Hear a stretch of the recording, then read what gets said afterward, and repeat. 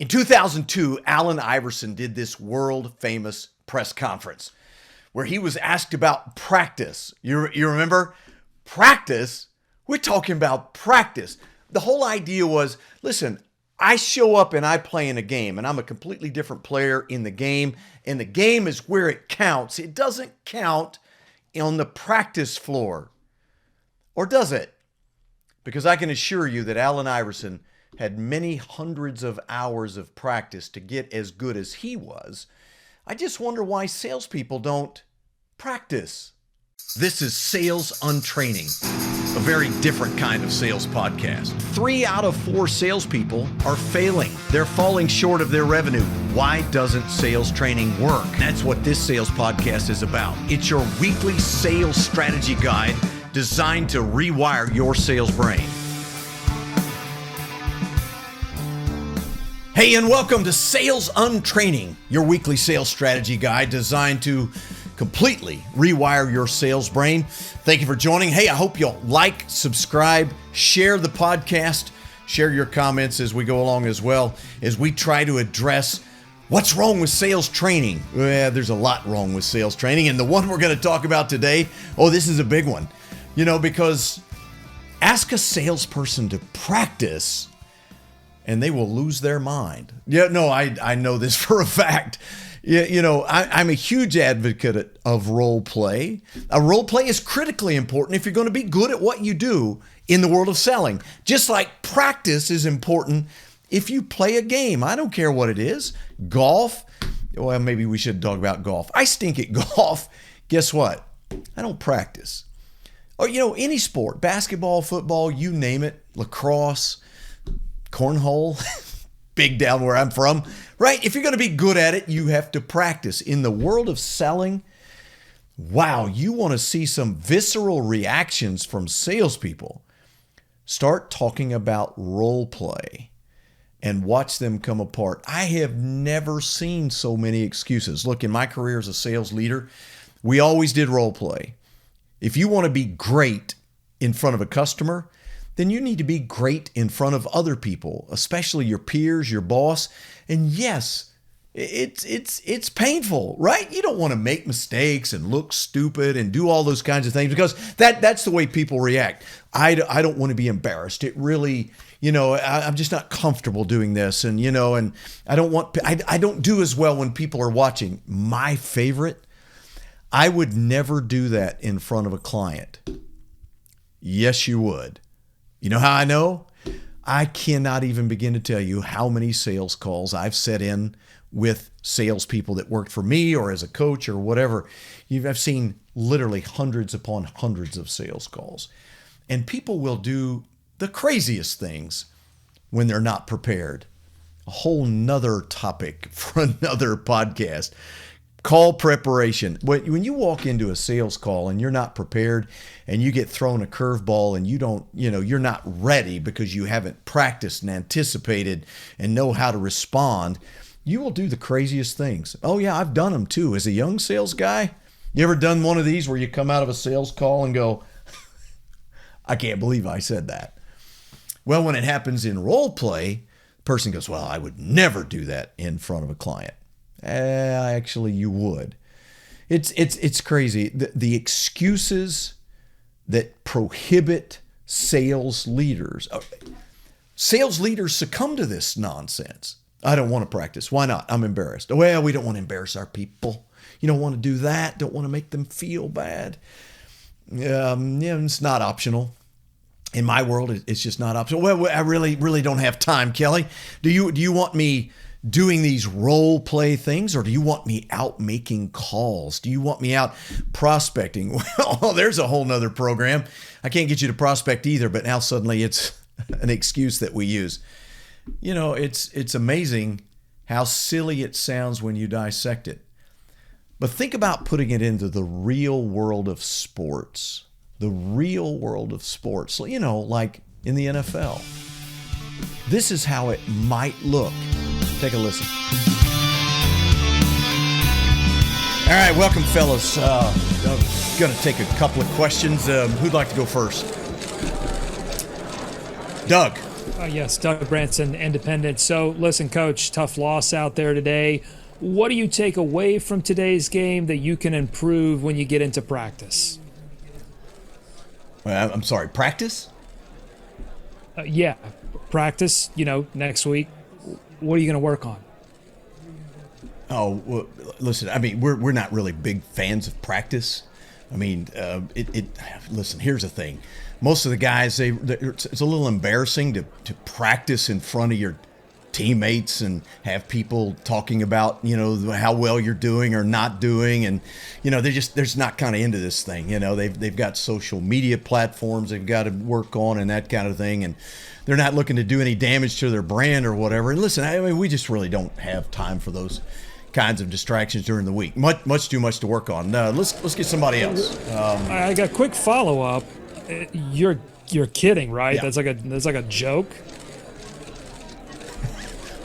Yeah, of course. The reality is when it comes to practice, Doug, we just don't have a lot of time for that. So much packed into a single week, so many things that we have to do. I mean, we've got a lot on our plates, right? I mean, you're talking about scouting and you're talking about film and game plans, and don't even get me started on travel planning. I mean, we're on the road next week. That logistics nightmare. I mean, you can't even imagine. Coach, seriously, I mean, I know the loss hurts, but I'm sure you guys are already looking to bounce back next week. I'm just looking for a few details on your practice next week. What will you focus on? Listen, I practice. That's not my thing, right? It's not. I mean, look, I did 6 Pro Bowls as a player. I went to 2 Super Bowls. Didn't win either one of them, but I mean, we were there. I'm a player. I'm a player's coach, and either you can play or you can't. I mean, what are you going to do in practice that's going to make a real difference, right? I mean, we just got to work on our game planning. We got to make some adjustments. That's what we're going to get to this week.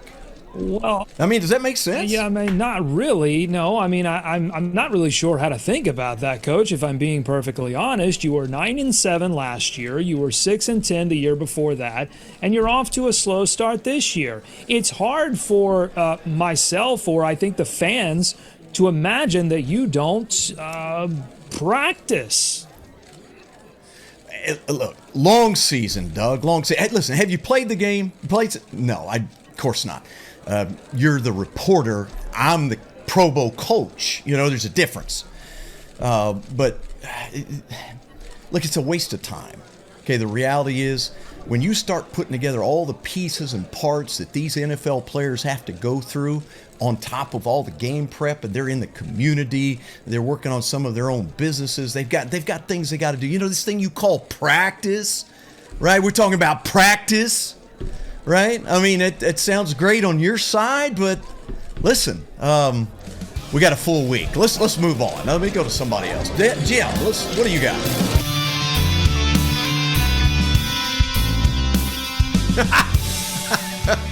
Okay. Stupid, right? I mean, just incredibly stupid. When you look at it like that in the real world, can you imagine a coach being asked about practice? And the coach just begins to make excuses and talk about, we don't do practice, we don't have time, we're too important. It embarrasses players. And yet you hear that all the time in the world of selling. Part of the problem is that sometimes when people hear the word role play, they react to it the way they react to it because having been exposed to it at some level, some genius decided to make this role play embarrassing in some way. And they made it too hard. I'm never going to let you get to a certain point. I'm not going to let you close a deal, et cetera, et cetera. That's not the objective. The objective is real world practice, dealing with, the fairly average customer prospect that you run across, and you get some average questions and you get some, different comments along the way. We're not trying to make it difficult. We're not trying to be hard to get along with. I've seen some role plays that, you just want to slap people around for doing what they're doing because it negates the whole concept of what we're trying to accomplish in practice, which is repetitions, learning some things that we need to do consistently well, getting completely comfortable with the product and our applications and the industry and our language and so many other things so that we can focus on a real dialogue, a real conversation with the customer. You know what the reality is? Most salespeople go into some sort of sales call or presentation, and all they're doing is thinking about what they're going to say next because they're still in the conscious part of their brain trying to recall what it is that they should do next or what part of the solution they should talk about next or how they should present it. They often miss the most obvious questions and buying cues and other things that are incredibly important. The whole objective is to become so good and so comfortable with what you do and what you sell and your knowledge of the industry and the solution and how it impacts their business, all of those things, so that you can focus on dialogue. Well, to do that, I've got to get completely comfortable with those things. Hence, practice, especially with solution presentations. I mean, there are parts of the solution where you're going to talk about different pieces and parts and effects of the product, and you need to have that down pat. Well, you need to practice that and work through it so that you use the appropriate word tracks and you segue into the appropriate questions and you keep the dialogue going. But when you're doing that at a conscious level, you're not thinking about what they're saying, or you're not listening to what they're saying, and you're not absorbing the things that they're giving to you that are critically important. You know, that's the whole idea of practice. Having played football quite a bit, both in high school and some in college as well, the idea is to get so comfortable with the skill that in the game you can respond to what the game and the defender gives you, or vice versa, right? Well, if you're on the defensive side, what is the offensive player doing, responding to that, not thinking about footwork and positioning and all of those things. You get so well versed in what you do because of repetition and practice and improvements and refinements that you don't have to think about it anymore. Well, next, we want to talk about exactly some things you can do. Let's talk about 3 things you can do to begin to change the culture of your organization when it comes to practice. Hey, thanks for making Sales Untraining your first listen of the week. And if you find something you like, if you hear something that's interesting, I hope you'll share it with somebody you know. You can find out more about me at bizlockerroom.com or email me, kelly@bizlockerroom.com. Now back to the show. The 4 most dangerous words in any leader's vocabulary: I don't have time. If you don't have time to coach, what are you doing? Now, a lot of you are saying, time out. I'll tell you what I'm doing. I'm doing reports and CRM and budgets and, going to meetings and all that. Yes, that is a problem. If you can't carve out time to develop people, then you're not a leader. Hey, welcome back. Sales Untraining, your weekly sales strategy guide designed to completely rewire your sales brain. I hope you will like or subscribe. And even better yet, if you like the podcast, please share it with somebody that you know, and let's spread the word as we address sales training and the challenges that exist with it so that we can just have better sales people, better sales teams. Listen, sales is a competition. Have you ever thought about it? I cannot remember not one single time in my career did I ever cash a check for second place. Not once, right? It's a zero-sum game. Like it, don't like it, it's irrelevant. That's reality. Sales is a zero-sum game. When your competition wins, you lost. You do not get paid.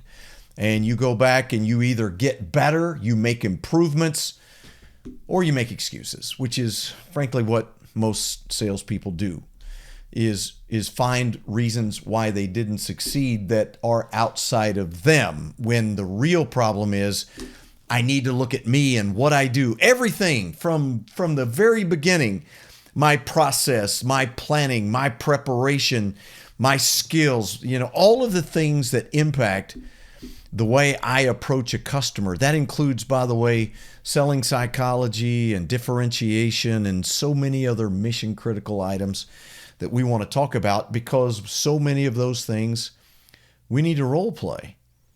Listen, let me leave you with something in this episode that you really need to hear. The results you're getting from your salespeople are the results you should be getting, because that's the way they do things. And it's what you as a sales leader allow them to do. And if you're not an advocate of practice, of role play, of process improvement, those systemic things, then you cannot expect dramatic improvements in your results. And you're certainly not going to create disproportionate results, which is what our objective is, to transform your sales team to produce the kind of results that very, very few sales teams get. How do you do it? You don't have to be smarter than everybody else. You just have to dig down deep where the problems are. And this is one of those problems. Practice. Have to get better.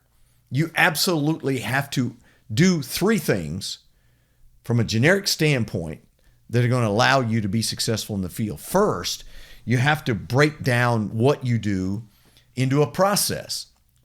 I believe it was Edward Deming that said something like this: if you can't describe what you're doing as a process, you don't know what you're doing. Nothing truer could be said about the world of sales. I mean, the average salesperson, you know what their process is? Oh, it's simple, Kelly. I get a lead and I make an appointment and I go out and I start talking about us and our product and find out what they need and, present a solution. And then when I get some objections, I handle them and then I have to close that deal. What do you mean process? Well, that's cute. But I can't troubleshoot that. And by the way, it doesn't address a half a dozen things that are absolutely critical. Things that we'll talk about along the way in Sales Untraining, the podcast. But if you don't practice the critical parts of a process, if you're just coming at it randomly, for example, you as a sales leader might decide, hey, he's right. We probably need to practice our solution presentation. Well, you might be unwittingly just reinforcing a whole bunch of bad behavior, because if all you're doing, as we've talked about in a previous podcast, is teaching them about product and reinforcing product and what the product does, and it's all about the product, and then you practice that product presentation, then you're necessarily going to miss out on significant parts of the process that would take you down the path in a very predictable way to close a deal. All right? So yes, do you need to practice the solution presentation? Do you need to practice presenting the product? Absolutely. But what about those other things? And that's where we get into step number 2. After we define a process, that process is made up of some mission critical items. Do you know what those things are? I mean, there's a whole list of those things. Let's just take one of the most important. How about discovery? Asking really effective questions, creating a dialogue where you get really good information that you can then use effectively in the solution presentation. Do you role play that? Do you role play an opening call? Do you role play a phone call? Do you role play the questions that you're going to ask and work through potential answers and challenges that might exist in that conversation based on real world stuff? I mean, we don't just bring this in out of the blue again to make it hard. What we're trying to do is identify the things that we run into on a consistent basis and build them into a real role play conversation that we could expect to happen most of the time. But where the unexpected happens is that we never know how a customer is going to respond.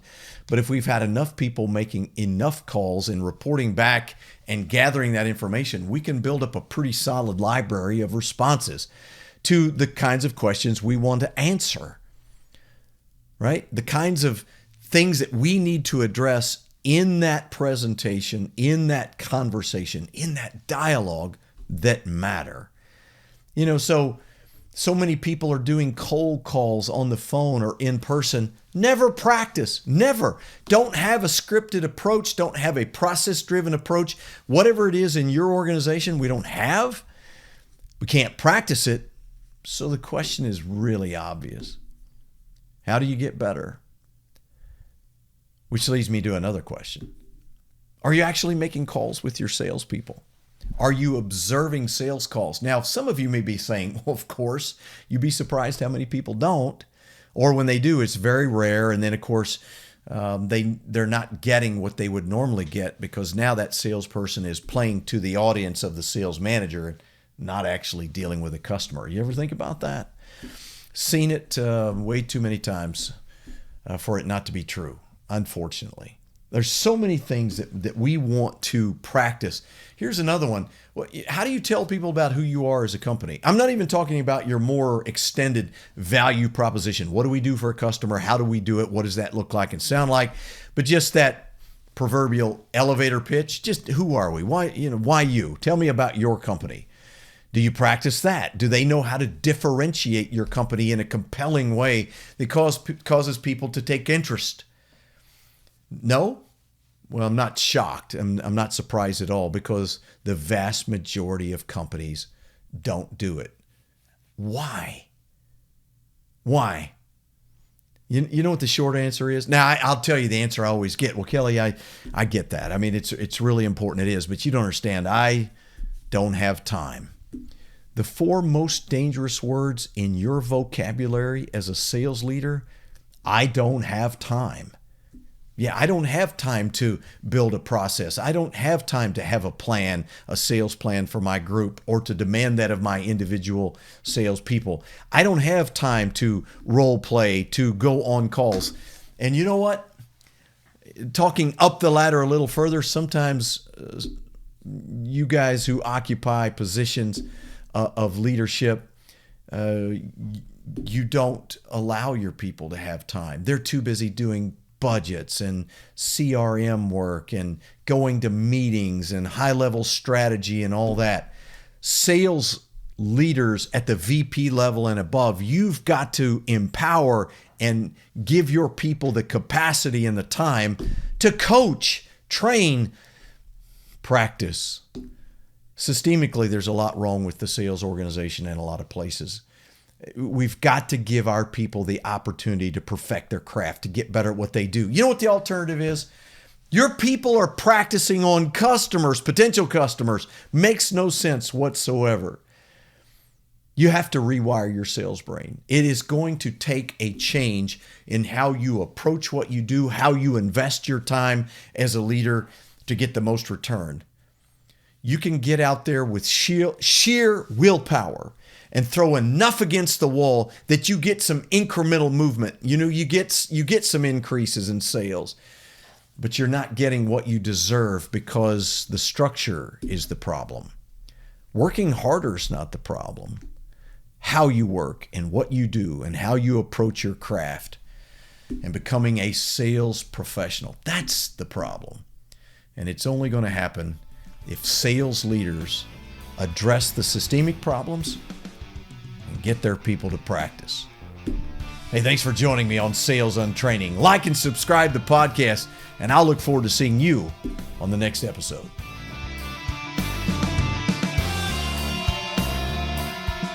Sales Untraining is a production of Business Locker Room and Pod About It Productions. Music and editing by Doug Branson. To get more Kelly, visit bizlockerroom.com.